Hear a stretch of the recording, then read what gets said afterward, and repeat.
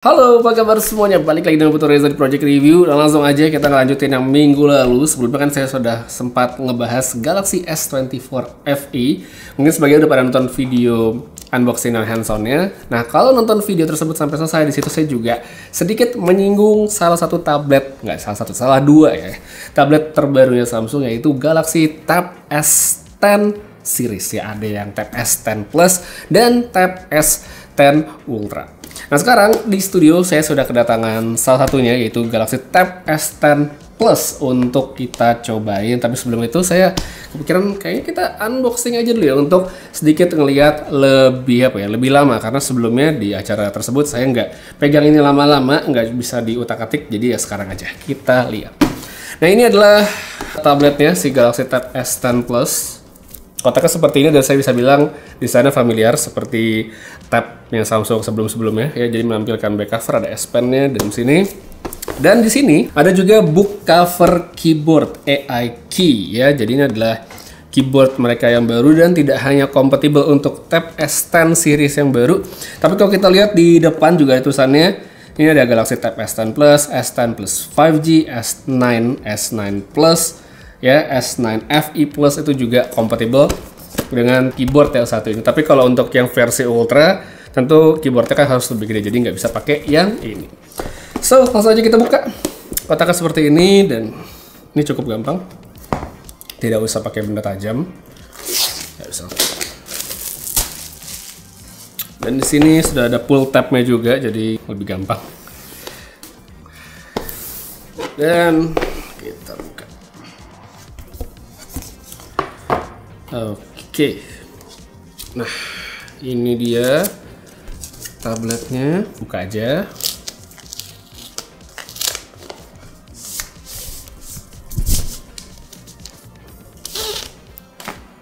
Oke, ini bagian back cover seperti ini.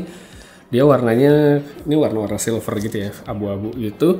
Terus ini juga salah satu yang saya bisa notice. Jadi kayak mirip apa ya, Galaxy Z Flip 6 yang baru kan, dia di kameranya tuh, di ringnya ada warnanya, di sini juga dikasih ringnya gitu ya. Ada warnanya, ini untuk strip buat naruh S Pen. Dan bisa lihat sini ada S Pen-nya juga langsung dalam kotak, jadi tidak perlu beli terpisah. Bisa langsung tempel seperti ini, sangat seamless. Di sini juga bisa nempel, oke.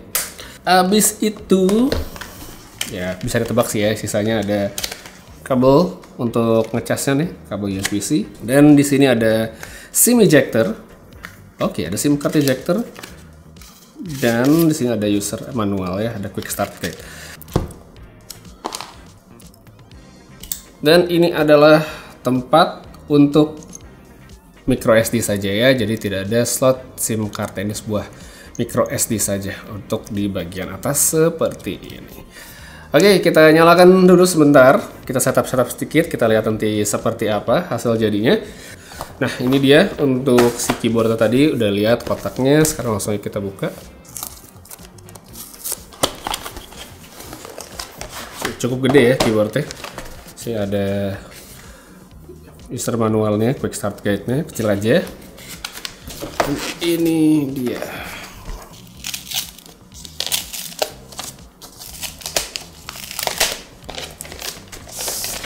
Oke, ini dia keyboardnya seperti biasa kayak Samsung sebelum-sebelumnya. Terpisah ya seperti ini, jadi ada yang untuk bagian back covernya saja dan ada untuk bagian keyboardnya.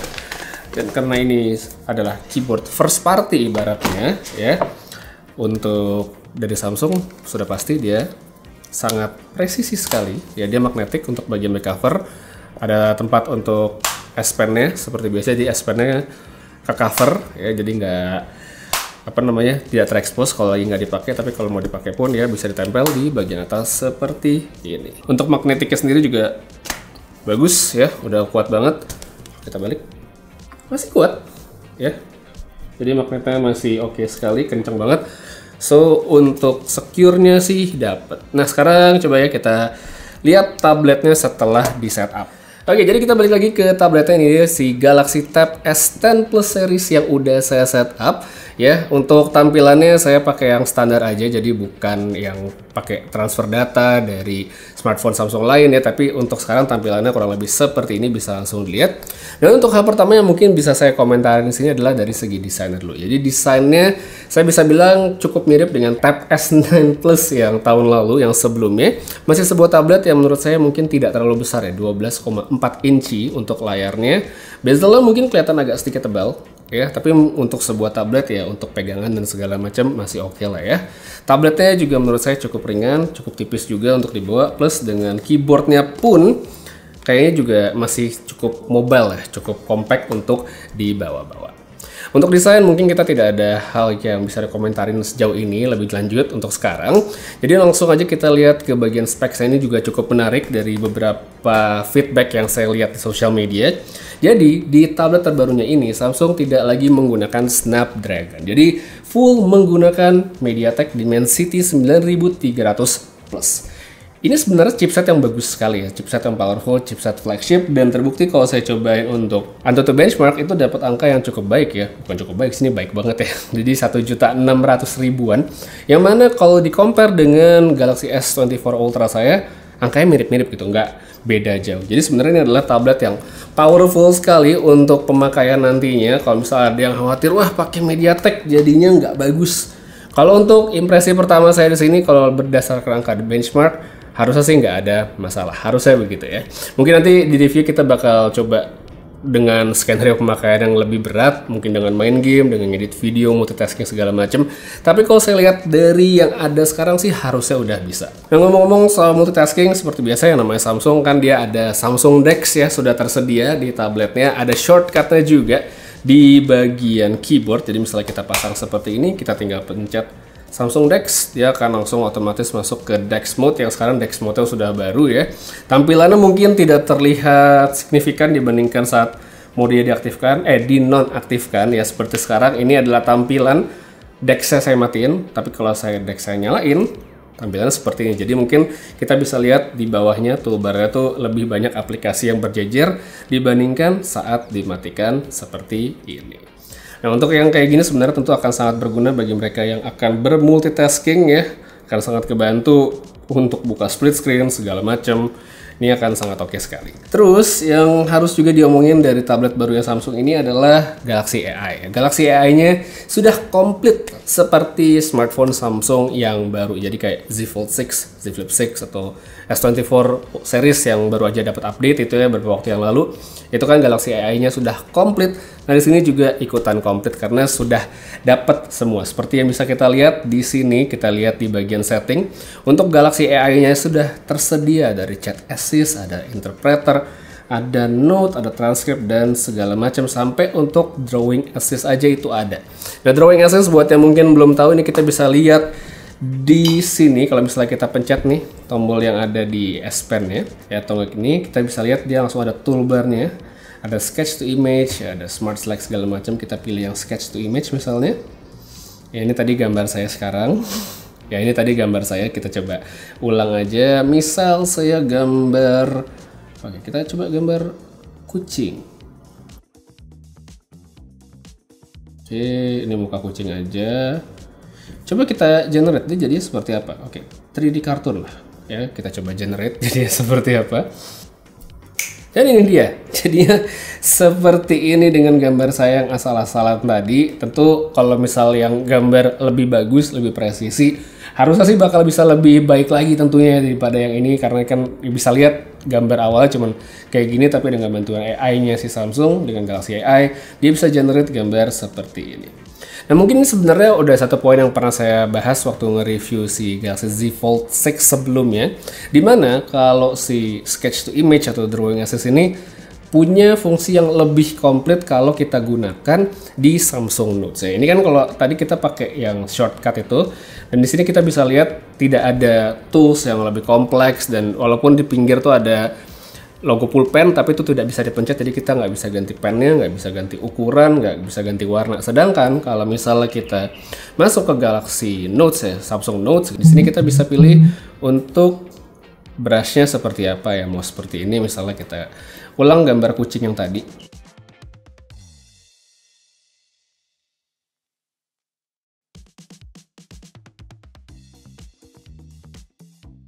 Segini. Nah, baru coba kita generate, ada satu tombol di atas untuk Galaxy AI. Kita bisa langsung ini sketch to image, kita linkerin.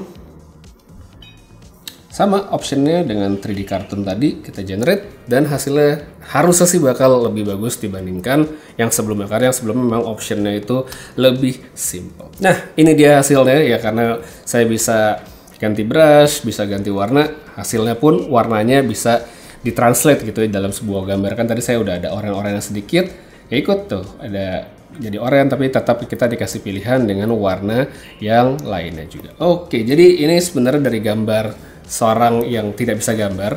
Jadi kalau misalnya digunakan oleh mereka yang lebih berbakat, tentu hasilnya bakal lebih bagus. Masih lanjut lagi soal AI. Nah, kalau kita lihat di keyboard baru ya Samsung ini, ada tombol untuk logonya nih ya, logonya Galaxy AI. Yang mana kalau kita pencet, itu akan langsung ngebuka Gemini ya. Gemini itu bakal langsung muncul pop-up Windows seperti ini. Kalau kita pencet, dia bakal mati. Dan kalau misalnya kita pencet tombol tersebut saat kita sedang membuka aplikasi lain, contoh saya lagi buka Galaxy Notes seperti sekarang, kalau kita pencet dia akan muncul seperti ini. Ya, jadi akan di samping, dan kalau misalnya aplikasinya full screen, kita pencet dia akan hadir dalam bentuk split screen seperti sekarang. Ini ya tentu fungsinya banyak banget, tapi untuk sekarang kayaknya nggak usah dicobain dulu. Nanti kita cobain kalau sudah reviewnya aja, tapi untuk sementara ya kita bisa menggunakan AI ini untuk mencari tahu lebih gampang ya. Seperti sini ada template-nya, beban versus tekanan, langsung ada deskripsi segala macam. Itu sangat berguna sekali, apalagi dalam form factor segede tablet kayak sekarang. Habis itu kita ngomongin juga kameranya, kita coba untuk first impression. Untuk kamera belakang ya, kita coba di sini. Ini Dex-nya masih nyala. Kayaknya Dex-nya perlu dimatiin agak gitu. Nah, ini untuk kamera belakangnya. Kita cobain. Nah, ini viewfinder seperti ini, kita bisa ambil foto. Dia ada lensa ultra wide-nya juga ya, jadi bisa ngambil lebih lebar seperti yang bisa lihat sekarang. Ini untuk fotonya. Habis itu untuk mode-modenya, ya, kita bisa rekam video di sini, videonya dengan resolusi up to 4K 30 fps. Oke, cukup tinggi ya. Untuk video kamera belakang bisa 4K 30 fps. Sedangkan untuk kamera depan, kamera depannya saya bisa bilang nih kamera depannya bagus loh ya. Kamera depannya wide gitu. Kamera depannya lebar dan wow, untuk videonya boleh juga ya. Jadi wide gini. Jadi untuk misalnya kita pakai video call gitu, ini harusnya boleh banget sih, karena angle-nya luas banget nih, kayak bisa lihat tuh, bener-bener luas. Tangan saya kebuka aja hampir masuk semua gitu ya, segini. Ini oke banget sih. Videonya untuk kamera depan cakep sekali, tapi mungkin nanti kita coba untuk aplikasi kayak Zoom kali ya, supaya bisa lebih dapat feel-nya kalau untuk makanya. Tapi kalau untuk sekarang yang saya lihat, ini kamera depannya wah, bagus banget gitu. Kalau buat selfie pun boleh. Gitu kurang lebihnya. Jadi kita tadi udah ngebahas tentang desain, kita udah ngebahas apa lagi? Keyboardnya Galaxy AI ada chipset dengan Dimensity yang baru. Kayaknya udah cukup untuk first impression sekarang. Kalau misalnya kalian punya pertanyaan yang ingin dibahas lebih detail nantinya di video review, silahkan tulis aja di kolom komentar di bawah.